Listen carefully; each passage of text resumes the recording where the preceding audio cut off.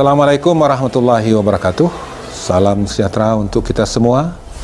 Saat ini, dunia sedang menghadapi berbagai tantangan seperti krisis kesehatan, krisis pangan, krisis energi, dan krisis keuangan. Melalui pertemuan KTT G20 di Roma tahun 2021 dengan tema Recover Together, Recover Stronger. Presidensi G20 di Indonesia akan mendorong upaya bersama untuk pemulihan ekonomi dunia dengan tema Recover Together, Recover Stronger. Pertumbuhan yang inklusif, yang people-centered, serta ramah lingkungan dan berkelanjutan. Sumatera Barat telah menyikapi himbauan Presiden dengan memanfaatkan potensi sumber daya alam secara optimal dalam rangka percepatan pemulihan ekonomi di Sumatera Barat dengan tetap memegang teguh kaedah-kaedah lingkungan. Tahun 2021, ekonomi Sumatera Barat tumbuh sebesar 3,29%. Dibandingkan dengan tahun sebelumnya, peningkatan pertumbuhan ekonomi tidak berdampak signifikan pada nilai indeks kualitas lingkungan hidup Sumatera Barat yang masih berkategori baik sebesar 77,29. Isu-isu prioritas yang dihadapi pemerintah Provinsi Sumatera Barat selama tahun 2021 adalah kapasitas pengelolaan sampah yang belum memadai, intensitas bencana alam yang masih tinggi, alih fungsi lahan yang terus berlangsung, kualitas air di beberapa sungai dan danau yang tercemar.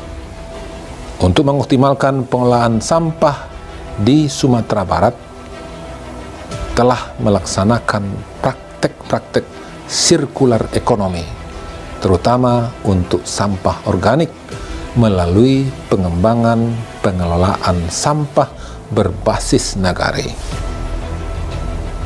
Memperbanyak penerapan bioteknologi skala kelompok, pemberian bantuan peralatan dan bangunan rumah magot BSF, rumah kompos organik, dan ekoenzim.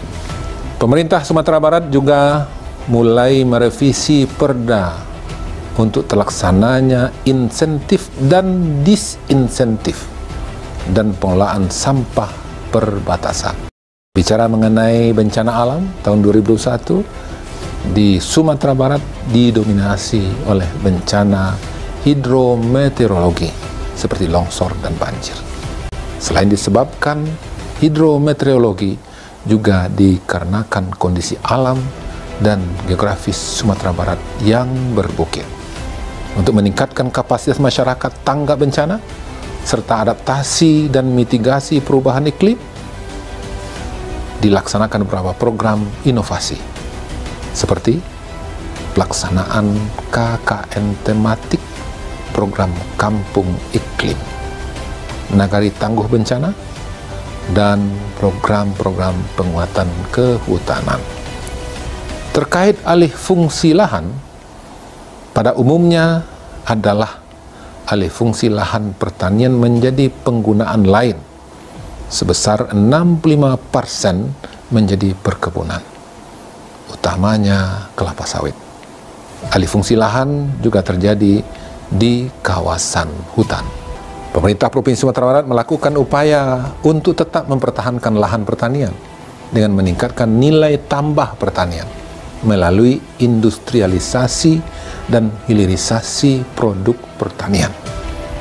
Program Toko Tani Indonesia Center, Nagari Beternak, program Sikomandan, dan pertanian beras organik. Di sektor kehutanan, melalui perhutanan sosial, budidaya lebah madu atau gerakan minum madu asli, program PHBM, pengelolaan hutan berbasis masyarakat, dan program KAPARA, kegiatan peningkatan hutan rakyat. Pelestarian keanekaragaman hayati juga menjadi perhatian, di mana telah dikembangkan nagari taksus di kaki Gunung Singgalang yang membudidayakan tanaman cemara Sumatera atau Taksus sebagai obat anti kanker. Kualitas air sungai lintas kabupaten kota dan danau masih berkategori baik dengan indeks kualitas air 79. Namun 80% parameter total koliform melebihi baku mutu dikarenakan masalah sanitasi. Untuk air danau, masalah keramba jaring apung dan status hipereutropik di Danau Meninjau menjadi isu prioritas. Untuk pengendaliannya dilakukan melalui peningkatan pengawasan sumber pencemar, peningkatan program sanitasi dan upaya konservasi seperti pengembangan wetland dan pengendalian eceng gondok yang diolah menjadi kerajinan dan pemanfaatan jasa lingkungan untuk pengembangan ekowisata. Selain itu, potensi sumber daya air yang besar dimanfaatkan untuk pengembangan energi baru terbarukan 1.100 MW melalui PLTA dan PLTMH. Akhir kata, dengan upaya dan inovasi yang dilakukan, diharapkan pemerintah Provinsi Sumatera Barat menjadi bahagian dalam pengembangan ekonomi hijau di Indonesia, sekaligus mengendalikan pencemaran dan kerusakan lingkungan. Dan tentu ini sangat sesuai dengan visi misi Provinsi Sumatera Barat 2021-2026. Assalamualaikum warahmatullahi wabarakatuh. Assalamualaikum warahmatullahi wabarakatuh. Salam sejahtera buat kita semua. Berhasilnya pembangunan di Sumatera Barat tentu merupakan kerjasama dari berbagai unsur.